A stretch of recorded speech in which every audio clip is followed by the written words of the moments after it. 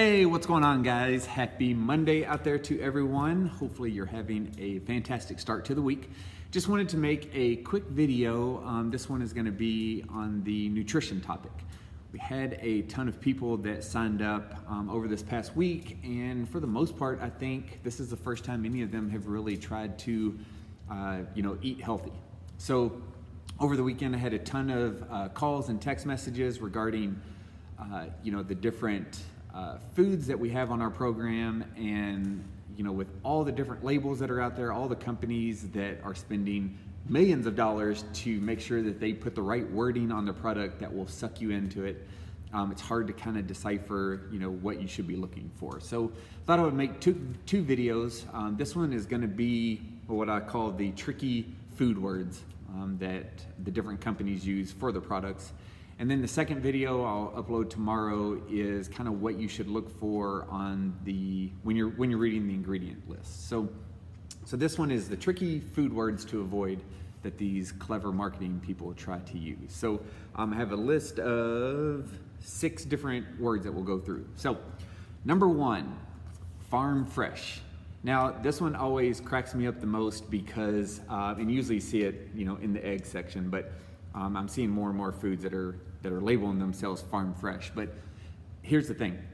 I mean, hopefully the food that you're eating, like all the food that you're eating, is coming from a farm, right? So to say it's farm fresh is, to me, like saying you're buying a new car from a car place. Like, it just doesn't make sense. But when you hear the word farm fresh, I mean, especially when I first heard it, it was like, oh my God, that's what I want. I mean, in a sense, I get this Disney image, I guess, so to speak, of this like beautiful farm with this just green pastures and all these animals that are talking with each other like they do in the movies. But like all these just, it's just open range, and all these animals are treated so nice. But that's not the case. I mean, literally, like, you could get eggs that say farm fresh, yet the chickens were in a cage their entire lives, right?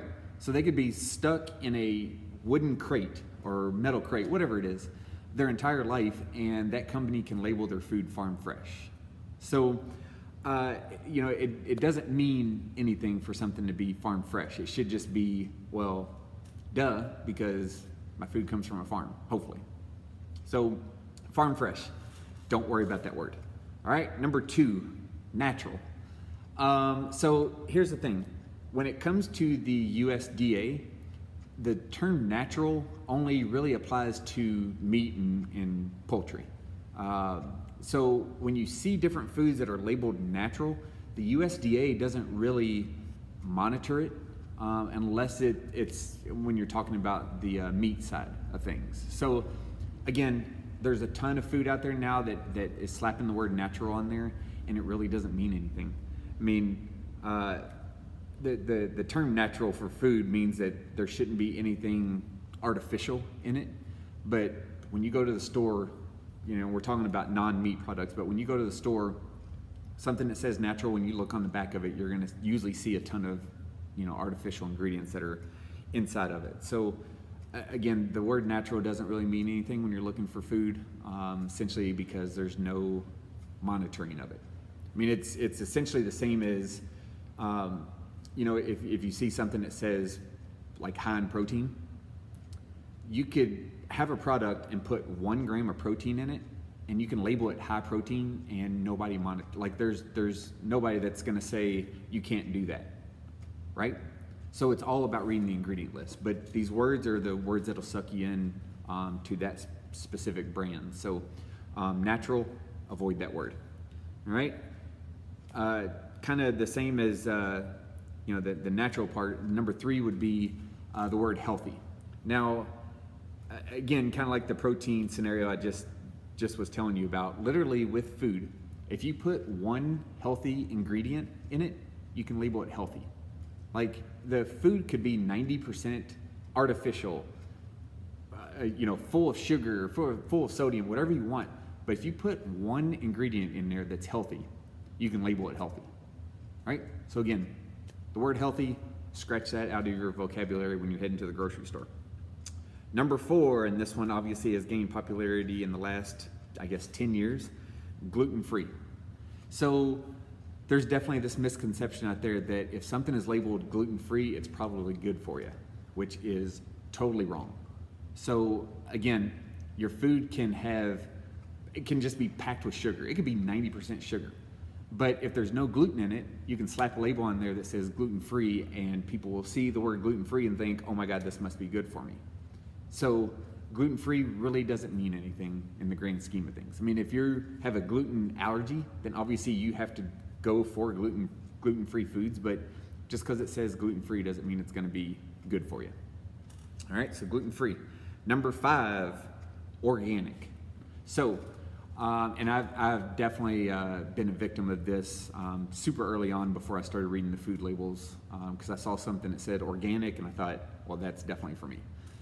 The thing is, and again, these are the guidelines from the USDA, if your food is at least 70% organic, then you're allowed to put the organic label on the front of it. The problem is the 30% that's still left can be the worst thing ever, but it doesn't matter. Like the label doesn't have to say 70% organic, 30% crap. All they have to do is slap the word organic on the front of it. And again, if you're not thinking about it, you're gonna grab that thinking, well, this must be good for me. And without reading the back of the label, you won't know what the rest of the 30% is. Or it could be 100% organic, but you won't really know that until you actually read the food label. So organic is the 5th word to avoid. And then the last word or words, which is probably the most important, is no sugar or reduced sugar, right? Which, you know, I'm always preaching and stressing you don't want to, you want to take as much sugar out as possible. You still have to have a certain amount of sugar, but you usually get that from the small amount of carbs that you should have in a day from the natural sugars. But essentially, if you see a product that says no sugar or reduced sugar, all it means is they didn't put like sugar in it. They put artificial sweeteners in there, like sucralose or stevia, you know, whatever it is. But just because it says no added sugars or no sugar in it doesn't mean, again, that it's good for you. It's probably going to be packed with other stuff, right? Because these food companies think that we need sugar to make it taste right. And it's not the case, but for a lot of us, you know, we get addicted to sugar, especially from early on from candy as kids. But then sugar just kind of takes over the food because that's what marketing companies think we need. So again, farm fresh, don't worry about that. The word natural on labels, forget that. Healthy, scratch that off.